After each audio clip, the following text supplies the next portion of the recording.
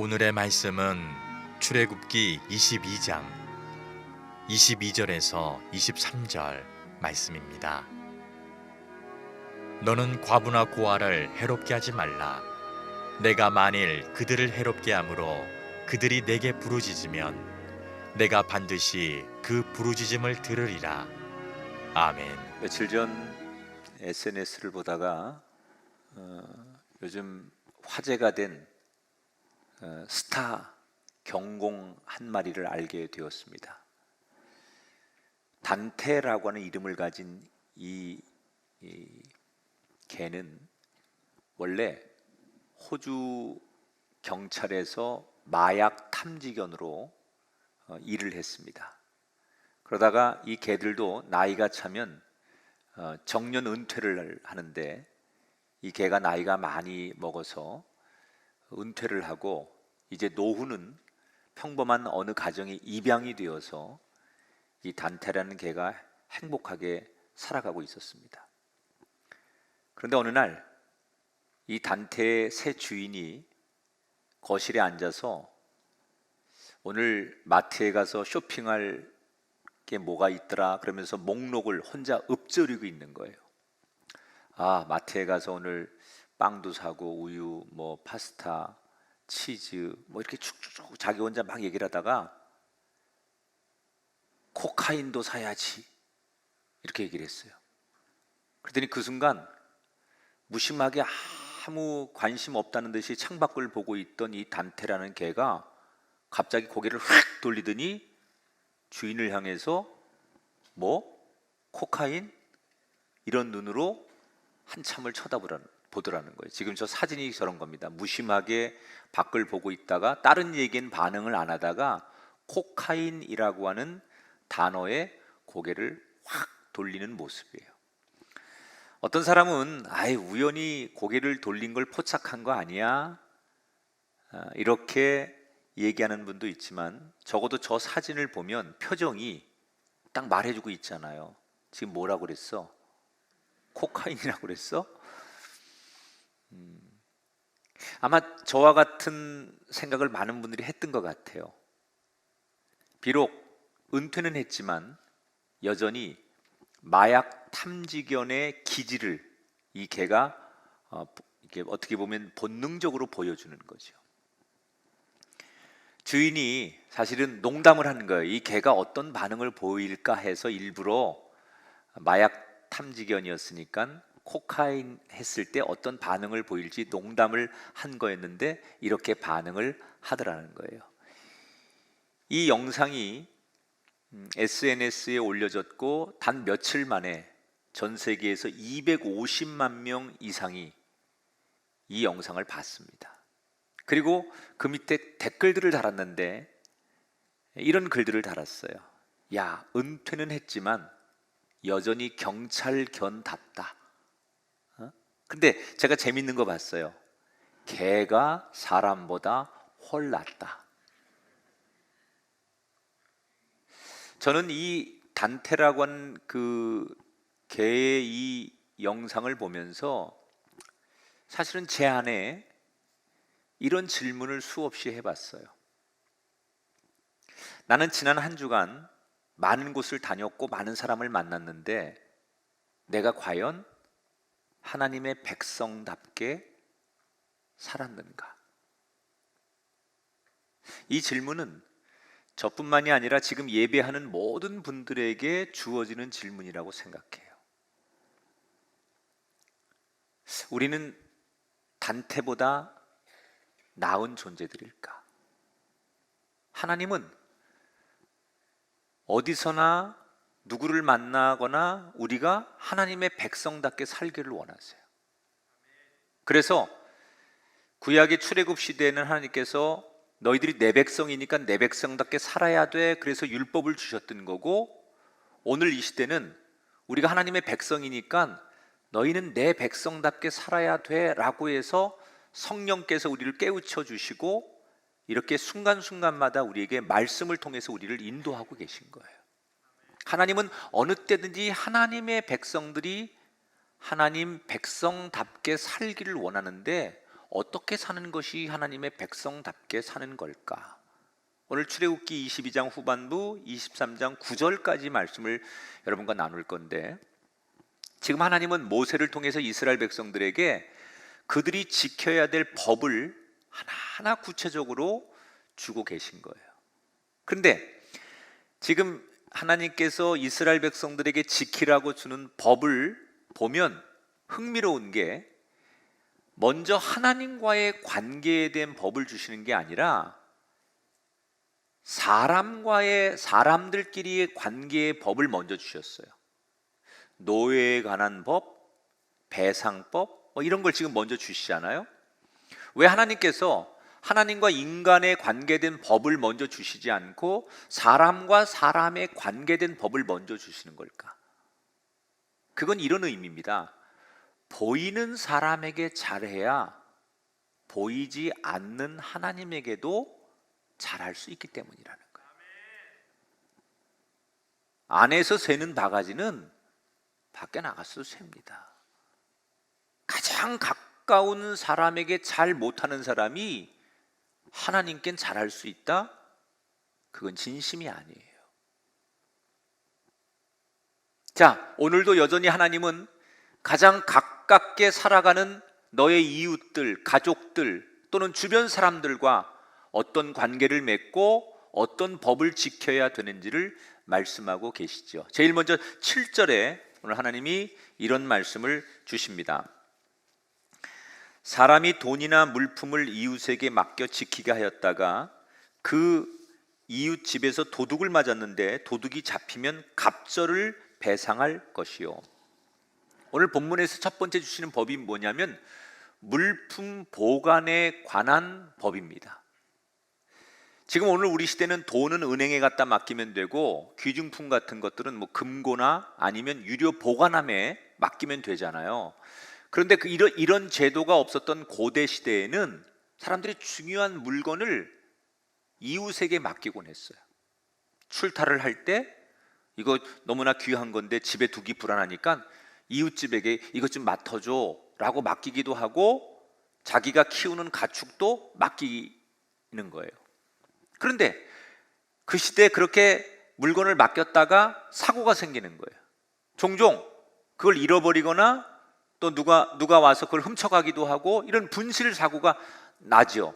그러면 그때 이웃끼리 분쟁이 생깁니다. 이걸 어떻게 처리해야 되느냐에 대해서 하나님께서 오늘 말씀하시는 거예요. 자, 우선 남의 물건을 보관하다가 도둑을 맞았어요. 그런데 누가 훔쳐갔는지 그 도둑을 잡으면 간단해요. 그 도둑에게 훔쳐간 것의 2배를 배상시키면 돼요. 근데 문제는 잃어버렸는데 누가 훔쳐간지는 모르는 거예요. 그럼 물건을 맡긴 사람은 이 물건을 맡은 사람에게 네가 가져간 거 아니야? 그리고 오해할 수도 있고 또 손해배상을 청구할 수 있잖아요.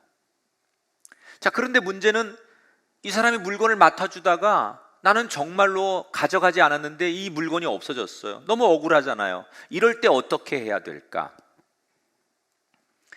나는 훔치지 않았는데 억울한 이 사람이 그것을 해결하는 방법이 하나 있는데 하나님 뭐라고 말씀하시느냐?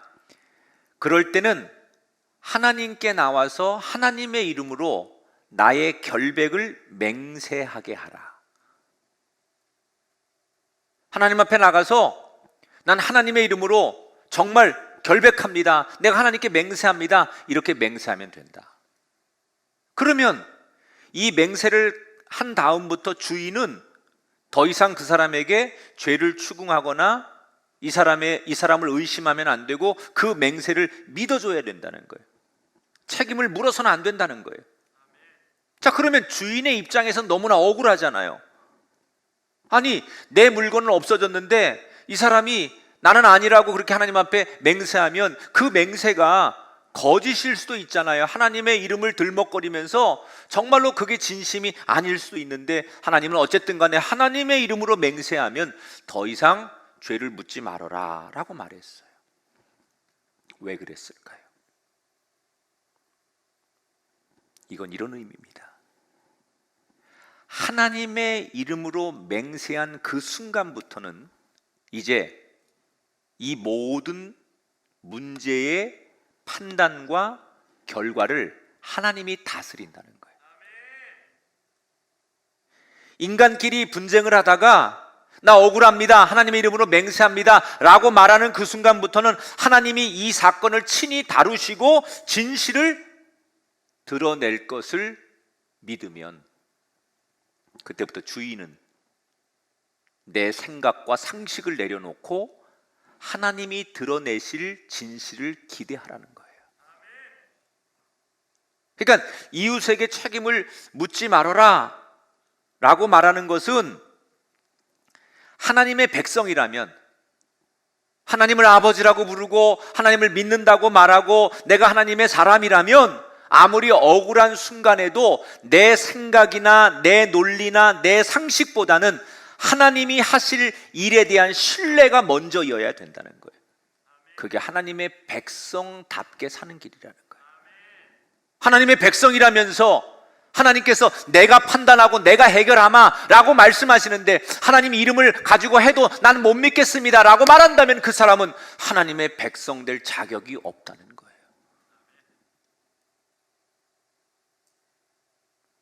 거짓으로 하나님의 이름을 들먹거렸다면 하나님께서 징계하실 것이고, 하나님께 맹세한 그게 사실이라면 하나님께서 그를 억울함에서 풀어나도록 역사해 주실 것이다. 자, 연이어서 하나님은 계속해서 이런 법을 주십니다. 힘없는 사람들을 어떻게 대해야 되는지에 대한 법. 이 성경에서 힘없는 사람들을 어떤 사람이라고 규정하느냐? 우선 이주 외국인들, 외국인 노동자들. 우리 안산에도 그런 분들이 많으시잖아요. 정말 그런 분들 따뜻하게 해주셔야 돼요. 이역만리 남의 나라에 와서 그들의 가족을 위해서 그렇게 헌신하며 살아가는 그들을 우리가 정말 따뜻하게 더 많은 배려를 해야지 착취하거나 무시하거나 그들을 업신여겨서는 안 된다. 오늘 성경에 그런 이주 외국인들 말고도 과부나 고아들, 이런 사람들을 괴롭히거나 억압하지 말아라, 하나님이 그렇게 법을 주셨어요. 그리고 또 하나의 약자를 뭐라고 소개하느냐? 가난으로 인해서 돈을 빌린 채무자들에 대해서, 이 사람들에 대한 특별한 법을 하나님께서 제정해 주셨는데, 이 당시에는 중동에서 고리 대금업이 굉장히 성행을 했습니다. 그러니까 빌려준 돈에 대해서 이자를 20%, 많게는 50%를 받는 게 그 당시의 관행과 상식입니다. 그러니까 그런 일들이 비일비재한 그때 하나님께서 이스라엘 백성들에게 뭐라고 말하느냐? 돈을 빌려주고 절대 너희들은 이자를 받지 말아라. 혹시 그 사람이 갚겠다고 하고 약속된 시간에 못 갚더라도 빚을 독촉하지 말아라. 이건 정말 이스라엘 백성들이 너무나 불리한 법이지요. 그런데 이것도 벅찬데 하나님께서 한 걸음 더 나가서 이스라엘 백성들이 도저히 마음으로 수용할 수 없는 규정을 말씀하세요. 26절, 27절. 내가 만일 이웃의 옷을 전당 잡거든 해가 지기 전에 그에게 돌려보내라. 그것이 유일한 옷이라. 자, 사람들이 돈을 빌려주면서 담보를 맡기잖아요. 보통은 뭐 집이나 건물이나 뭐 땅이나 아니면 뭐 가축이나 뭐 이런 걸 담보로 맡기고 돈을 빌릴 거 아니에요. 근데 여기 성경에 나오는 이 사람들, 담보를 겉옷을 맡기는 사람이 있다고 그랬어요. 이 사람은 뭘 말하는 걸까요? 집이나 가축을 맡기고 돈을 빌릴 수 있는 사람은 그나마 형편이 나은 사람이에요. 그런 것조차도 없어서 이제는 맡길 것도 없고 어디가 돈 빌릴 것도 없으니까 자기의 입고 있던 마지막 겉옷을 담보로 맡겨서 돈을 빌릴 만큼이라고 하면 이 사람은 인생의 막다른 길, 가장 밑바닥까지 가고 더 이상 누구도 의지할 수 없는 사람이라는 거예요. 가장 가난하고 비천한 사람이라는 거예요. 여러분, 지금도 우리가 그나마 은행 가서 돈을 빌릴 수 있는 신용이 되거나 뭐 담보를 제공할 수 있는 사람은 나은 사람이죠. 거리로 나가서 사채를 쓰는 사람들은 누굽니까? 그거 못하는 사람들이에요. 제도권에서 돈을 빌리거나 융통할 수 없을 때 그 비싼 이자를 주고 사채를 쓰러 나가는 사람들은 오갈 데가 없는 사람들이고, 이 세상에서 환영받지 못하고 인정받지 못하는 사람들이 그렇게 사는 거 아니에요. 그러니까 당시도 마찬가지예요.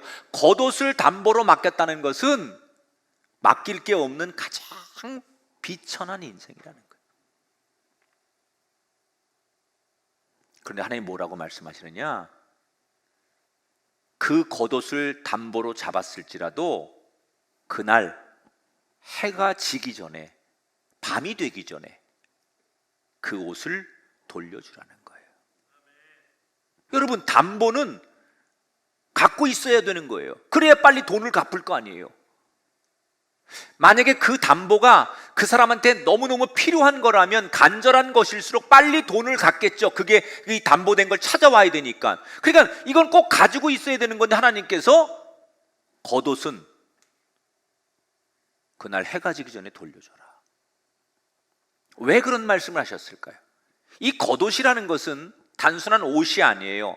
이 가나안 지역은 낮과 밤의 일교 차이가 엄청납니다. 낮에는 너무 덥고 밤이 되면 그 일교 차이 때문에 추워서 사람들이 심지어 얼어 죽기도 하고 추워서 잠을 못 자요. 그러니까 가난한 사람들이 이불이 없어서 이 겉옷을 입고 있다가 밤이면 이 겉옷이 이불 역할을 하는 거예요. 그러니까 담보로 이 겉옷을 맡긴 사람들이 밤이 되었는데 이 겉옷이 없으면 그날 밤 얼어 죽거나 추워서 잠을 잘 수 없는 거예요. 하나님이 그걸 아셨던 거예요. 자, 그러면 이 논리라고 하면 돈을 빌려준 사람만 바보가 되는 거예요. 누가 빚을 갚겠어요? 그런데 하나님은 돈을 빌리고도 돈을 못 갚는 그 사람들의 편이 되시고, 심지어 그 겉옷의 담보까지 돌려주라고 하는 상식과 반대되는 규정을 명령하셨는데, 그 이유가 뭘까? 그게 바로 뒤에 힌트에 나오죠. 27절에 보면 그가 내게 부르짖으면 내가 들으리니 그랬어요. 따라합시다. 부르짖으면 내가 들으리라. 하나님 뭐라고 그러셔요? 그 가난하고 힘없고 오갈 데 없는 그 사람, 더 이상 어디 가서도 10원 하나 빌릴 게 없어서 자기의 마지막 겉옷을 담보로 빌릴 수밖에 없는, 사채를 쓸 수밖에 없는 그 가장 밑바닥에 떨어진 그 사람이 그 담보로 맡긴 겉옷을 돌려받지 못하고 밤에 이불도 없이 맨몸으로 추위에 덜덜 떨면서 길거리에서 노숙을 하는 거예요. 그럼 이 사람의 신세가 얼마나 비참해요. 돈을 빌릴 데가 없어서 하다 이제는 사채를 쓰는데, 그것도 마지막 남은 자신의 겉옷을 갖다가 맡겨서, 그리고 돌아와서 그 밤에 온몸을 떨면서 거리에서 노숙을 하면서 이 사람 무슨 생각할까요? 하나님을 원망하고 누군가를 원망하고 세상을 비관하고 온갖 부정적인 말과 생각을 다 할 거 아니에요? 여러분, 이런 상황을 우리는 당연하게 여길지 모르지만 하나님은 이게 문제라는 거예요. 왜? 하나님의 이름이 모독을 당하는 거예요. 지금 이 길거리에 노숙하는 사람이 오들오들 떨면서 추위에 어찌할 바를 모르면서 온갖 부정적인 말과 생각들로 하나님을 원망하고 세상을 원망할 때, 이 사람이 잘못해서 하나님을 원망하니까 이 사람의 죄라고 말할 수 있지만 하나님은 그렇게 보지 않는 거예요. 그 몇 푼의 돈 때문에 내 이름을 욕되게 만든, 돈을 빌려준 채권자들, 특별히 하나님의 백성들이 이런 일에 가담했다면 내가 그 사람에게도 책임을 묻겠다는 거예요. 돈 몇 푼 때문에 그 사람이 그렇게 하나님을 욕하고 세상을 비관하고 부정적인 얘기를 할 줄 알면서도 그 돈 몇 푼 때문에 겉옷을 돌려주지 않아서 그 밤에 추위에 떨면서 하나님을 원망하게 만들었다면 그 사람의 죄만이 아니라 그것을 그렇게 방치하고 알면서도 놔둔 돈을 빌려준 사람의 책임이기도 하다는 거예요.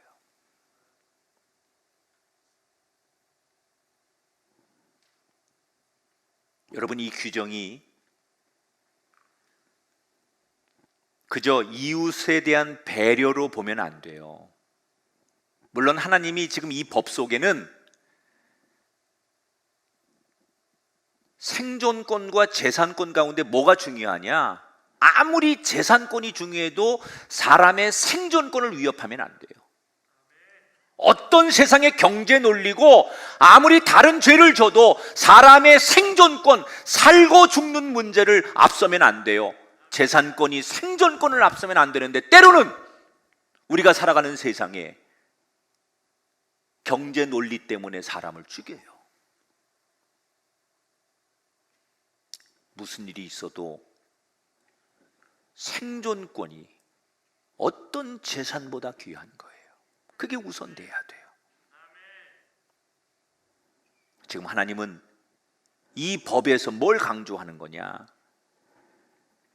하나님의 백성이라면 세상 사람들이 갖는 경제적인 논리, 내 상식보다 어떻게 하면 하나님을 욕되게 하지 않을 수 있는 선택을 해야 될까를 고민하라는 거예요. 비록 내가 물질적으로 손해를 보더라도 내가 하나님의 백성이라면 그런 선택을 하라는 거예요. 왜? 하나님은 하나님의 백성들에게 높임을 받기를 원하시기 때문에. 다른 규정들도 마찬가지. 왜 나그네와 고아와 과부를 괴롭히면 안 되느냐? 바로 같은 논리예요. 우리들 때문에 그 사람들이 하나님을 욕하게 만들고 하나님을 떠나게 만들면, 하나님을 모욕하게 만들면 안 되기 때문에 내가 힘이 있어도 그렇게 하면 안 된다는 거예요. 이 세상에 여러 논리가 있어요. 자본주의 논리, 법의 논리, 상식의 논리, 다수의 논리, 인과응보의 논리, 다 맞아요. 이 세상에 여러 논리들이 존재하지만 하나님의 백성이라면 그 많은 논리들 가운데 더 한 번 고민해야 될 논리가 있다면 과연 저들을 어떻게 하나님을 만나고 하나님을 높일 수 있을까? 어떻게 하면 저들을 하나님을 만나게 해주고 그래서 하나님의 이름을 높일 수 있을까의 논리로 이 사건을 풀어가라는 거예요. 내 주머니를 위해서, 내 이익을 위해서 하나님의 이름 따위는, 하나님이 어떻게 되든 간에, 하나님이 무슨 손가락질을 받든 무슨 모욕을 당하든 이 비즈니스 세계에서 내가 내 이익과 내 욕심만 채우면 된다고 생각하면 여러분 그게 축복받았다고 생각하세요? 그래서 여러분, 하나님이 여러분을 축복하셔서 부자 되시고 집도 사고 잘 살게 되었어요. 그게 정말 축복입니까? 만약에 그렇게 여러분은 부자가 되고 하나님이 축복해서 번성했는데 그것 때문에 누군가가 여러분 주위에 약하고 보잘것없는 사람이 저 예수 믿는 저 사장, 저 예수 믿는 저 사람들 저 따위로 사는 거 보니까 난 죽어도 예수 안 믿어. 네가 예수 믿는 한 나는 교회 안 나갈 거야. 만약에 그런 사람이 내 옆에 있다면 나는 이익을 취했지만 나로 인해 하나님을 모욕하게 만들었기 때문에 하나님께서 너에게 책임을 묻겠다는 거예요.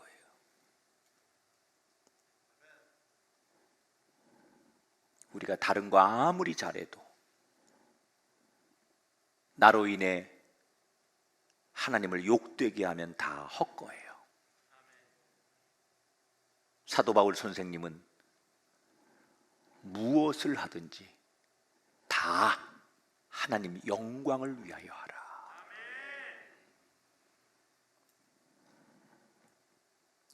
그런 고민을 하며 살 때, 이렇게 하면 내가 경제적으로 손해가 되고, 이렇게 되면 내가 조금 어렵지만 어떻게 하면 하나님을 욕되게 하지 않을까 해서 손해를 보더라도 그런 선택을 하며 살 때, 그걸 다 지켜보시는 하나님께서 나한테 너 내 백성답다,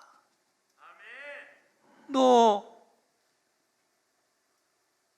내 자녀답다, 그때 인정받는 거예요. 그때 우리가 손해되는 줄 알지만 하나님의 영광을 위하여 내가 손해를 감수하고라도 어렵게 그런 선택을 할 때 하나님이 비로소 나에게 너 하나님 백성답다,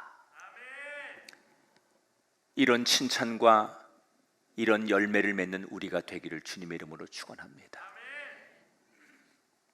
자, 계속해서 이제 하나님은 힘없는 사람에 대한 규정을 말씀하시고 23장으로 넘어가면서 드디어 정의와 복지에 대한 법을 주십니다. 먼저 법정에서 지켜야 될 정의, 어떤 게 있냐면, 예를 들면 거짓 소문을 내거나 거짓 증언하지 말아라, 다수의 힘의 논리 때문에 진실을 왜곡하는 증언을 해서도 안 되고, 가난하고 불쌍하다고 해서 동정심에 의해서 판결을 해서도 안 되고, 가난하고 힘없다고 해서 불리하게 판결해서도 안 된다. 잘 들어보면 우리는 어릴 때부터 수없이 들었던 도덕 시간에 배웠던 유치원생들도 아는 이야기예요. 이게 한 3,500년 전 고대 시대에 하나님께서 당시의 이스라엘 백성들에게 이 법을 주셨어요. 그런데 저는 오늘 우리가 살아가는 이 사회를 보면 다른 거 다 필요 없고, 이 너무나 당연한 유치원생들도 배웠던 이 내용을 오늘 우리 시대 사람들이 다시 또 읽고 돌아봐야 될 내용들이라고 생각해요. 가난하고 힘이 없다고 해서 동정이나 무시하지 말고,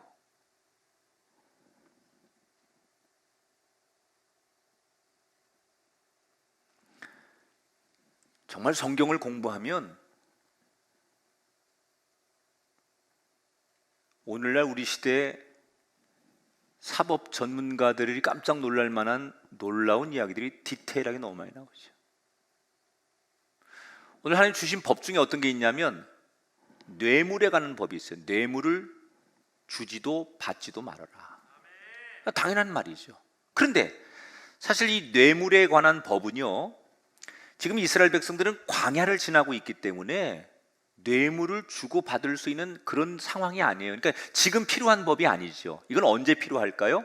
약속의 땅 가나안에 들어가서 그들이 정착하고 살면 그때 쓰는 법인데 미리 주신 거예요. 그럼 나중에 주시지 왜 지금 당장 필요 없는 이 말씀을 미리 주시는 걸까? 이유는 하나님께서 이 말씀을 지금 듣고 지금부터 이 말씀을 되새기면서 이 말씀의 훈련이 되길 원하셨던 거예요. 당장 필요하지 않아도 이 말씀이 이루어질 것을 믿고 지금부터 훈련하라는 거예요. 여러분, 우리가 하나님 말씀 듣다 보면 유독 내 상황에 와닿지 않는, 현실과 맞지 않는 말씀이 들려올 때가 있어요. 내가 이거를 이렇게 당장 지금 다 수용하기 어려운 말씀들이 들려요. 그때 여러분, 이건 나와의 상황과 지금의 내 형편과 안 맞는 말씀이니까 내가 받아들일 수 없어, 그렇게 해서는 안 됩니다. 절대로 그냥 넘어가면 안 돼요. 하나님께서는 우리에게 복을 주시기 전에 우리를 먼저 말씀으로 훈련시키시고, 그리고 반드시 훈련이 된 다음에 그 복을 주시는 분이에요. 그러니까 나와 상관이 없을지라도 내 형편과 그게 딱 맞아떨어지지 않더라도 그런 말씀을 주시면 내가 그게 아멘이라고 그 말씀을 받아들이고 그 말씀을 붙들 때 반드시 하나님께서 머지않아 그 말씀대로 우리에게 복을 주시는 거예요.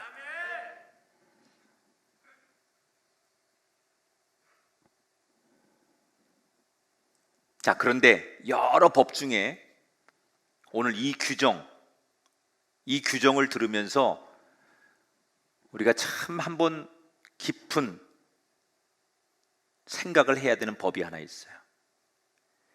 4절 5절에 이런 말이 있어요. 내가 만일 내 원수의 길 잃은 소나 나귀를 보거든 반드시 그 사람에게로 돌릴지며 내가 만일 너를 미워하는 자의 나귀가 짐을 싣고 엎드려짐을 보거든 그것을 버려두지 말고 그것을 도와 그 짐을 부릴지니라. 어떤 사람이 자기하고 원수가 있어요. 너무 미운 사람이에요. 그 사람 때문에 나는 잠도 못 자고 그 사람이 너무 미웠고 너무 그 사람과 상대하고 싶지 않은 원수예요. 이 사람이 잘 되는 거 꼴 보기 싫은 사람이에요. 그런데 어느 날 길을 가는데 그 원수가 키우는 가축이 예를 들어서 소나 나귀 이런 가축들이 막 길을 잃고 혼자 헤매고 있는 거예요. 근데 그게 내 원수의 가축이라는 걸 알았어요. 그럼 여러분 어떻게 행동하실 것 같아요? 내가 진짜 나쁘다고 생각하는 원수의 가축들이 혼자 길을 잃고 막 어딘가 가고 있어요. 그때 여러분 그걸 보면서 어떻게 하실 것 같아요? 솔직히 되게 많은 사람들이 이럴 거예요. 그냥 무시하는 거죠. 저게 원수의 가축인 줄 알지만 저렇게 하면 잊어버리는 걸 알지만 그냥 놔두는 거예요. 요거보다 조금 더 나쁜 사람은 어떻게 하느냐? 그냥 무시하지 않고 이 가축을 끌고 더 멀리 보내버리는 거예요. 요거보다 조금 더 나쁜 사람은 어떻게 하느냐? 요걸 끌고 자기 집에 가서 아예 숨겨버려, 못 찾게. 그러면 그 원수가 가축을 잃어서 말을 동동 구르고 상심할 것을 보면서 통쾌할 것 아닙니까? 당시의 가축이라는 것은요 가장 큰 재산이고 가장 큰 노동력이에요. 그걸 잃어버렸다는 것은 그 사람이 원수가 망하는 거예요. 그런데 하나님 뭐라고 말씀하시느냐? 그런 상황이 되거든 하나님을 믿는 백성들은 상심하고 있을 원수에게 그 가축을 데려다 줘야 된다. 이렇게 말씀하세요. 또 이런 말씀을 하세요. 그 원수가 나귀에다 짐을 잔뜩 싣고 길을 가다가 짐이 너무 많아가지고 그 짐에 나귀가 깔려가지고 길바닥에 쓰러졌어요. 그 원수가 그 자기 나귀를 이렇게 세우려고 끙끙대는데 혼자서 안 되는 거예요. 이때 지나가던 사람이 본 거예요. 내 원수가 저렇게 어려움을 당하고 있는 걸 본 거예요. 그때 대개는 모른 척하고 지나가거나 관심을 안 두죠. 근데 하나님 뭐라고 말씀하시느냐? 그러지 말아라. 그 원수를 진심으로 도와줘라.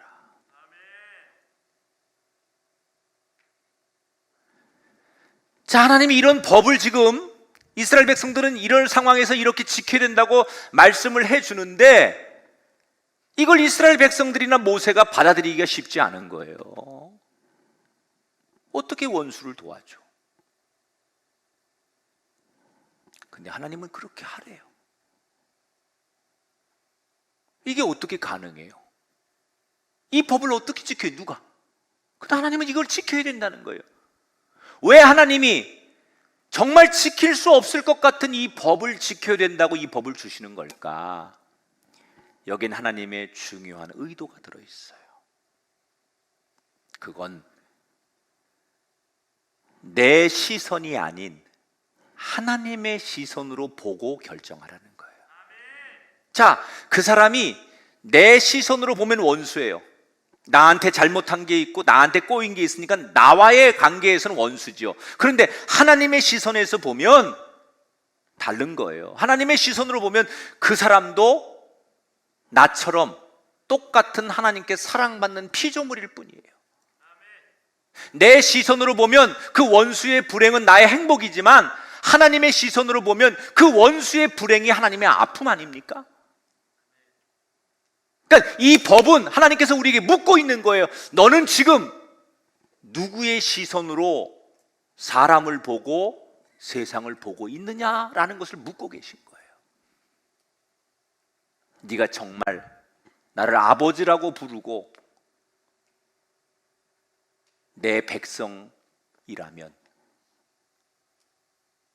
네 시선으로 그를 보지 말고 내 시선으로 그를 봐야 된다. 이건 단순한 생활 윤리가 아닙니다, 여러분. 이건 고대의 이스라엘 백성들이 그 당시에 준 법이 아니에요. 지금도 하나님은 이 규정을 통해서 우리들에게 근본적인 질문을 하시는 거예요. 너는 오늘도 예배를 드리면서, 너는 오늘도 교회 오면 집사고 권사고 장로면서 하나님의 백성이라고 하면서 하나님을 아바 아버지라고 찬송하고 하나님의 이름으로 기도하면서 너는 오늘도 누구의 시선으로 세상을 살고 있느냐? 너의 배우자를 누구의 시선으로 보고 있으며 너의 형제를 누구의 시선으로 보고 있으며 너의 동료와 너를 불편하게 하는 사람들을 너는 누구의 시선으로 보고 있냐는 거예요. 하나님을 믿는다고 하지만 우리는 여전히 내 시선으로 모든 걸 보는 거예요. 예수님은 하나님의 시선으로 그들을 봤기 때문에 원수를 사랑하신 거예요. 우리가 하나님 백성이 아니면 이 법을 우리에게 말씀하지 않아요. 하나님은 너는 내 나라에 내가 통치하고 내가 다스리는 나의 백성이기 때문에 너는 이 법을 지켜야 한다. 하나님의 시선으로 세상을 보아라.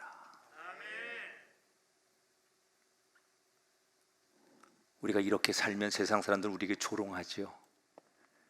자, 하나님 믿는 사람들 참 유별나. 아니, 이 세상에서 그렇게 살아서 어떻게 살려고 해? 그리고 우리를 조롱할지 몰라요. 그러나 솔직히 우리는 별나게 살아야 됩니다. 왜? 하나님이 우리에게 뭐라고 말씀하셨습니까? 너희는 나를 섬기는 거룩한 백성이니라. 하나님이 우리를 거룩한 백성으로 불러주셨어요. 그러면 그 하나님을 섬기는 백성답게 살아야지요. 아무리 세상의 논리가 다수가 그렇게 살아도 우리가 하나님을 믿는 한 사람이라면, 나는 하나님의 사람이라면 하나님의 논리로 살아야지요.